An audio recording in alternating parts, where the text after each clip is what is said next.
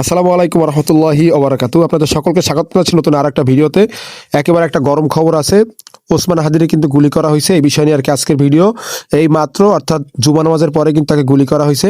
আপনারা সকলেই জানেন যে গত বছর কিন্তু 5ই আগস্ট বাংলাদেশের সাবেক প্রধানমন্ত্রী শেখ হাসিনা তিনি কিন্তু বাংলাদেশ ত্যাগ করে এবং ভারতে অবস্থান করে। এর মূল কারণ হচ্ছে বৈষম্যবিরোধী ছাত্র আন্দোলন। এর তোপের মুখে পড়েই কিন্তু হাসিনাকে দেশ ত্যাগ করতে হয়। প্রথম সারিতেই ছিল কিন্তু হাদির মতো আর অনেকেই। যাই হোক, আসলে এই গুলি কি আওয়ামী লীগের পক্ষ থেকে করা হয়েছে কিনা বা অন্য কোনো দলের পক্ষ থেকে করা হয়েছে কিনা এটা কিন্তু আসলে মূলত জানা যায় না এখনো। বিস্তারিত পরবর্তী ভিডিওতে আসবে। একটা নিউজ প্রকাশ হয়েছে, ওসমান হাদি গুলিবিদ্ধ। আগামী ত্রয়োদশ জাতীয় সংসদ নির্বাচনে ঢাকা ৮ আসনের প্রার্থী ইনকিলাব মঞ্চের মুখপাত্র শরীফ ওসমান হাদিকে গুলি করেছে দুর্বৃত্তরা। ঠিক আছে, এই নিয়ে কিন্তু বিভিন্ন নিউজ চ্যানেল কিন্তু বিভিন্ন ধরনের নিউজ প্রকাশ করছে। যাই হোক, পরবর্তী আপডেট পাওয়ার জন্য অবশ্যই চ্যানেলটা সাবস্ক্রাইব করুন। আসসালামু আলাইকুম।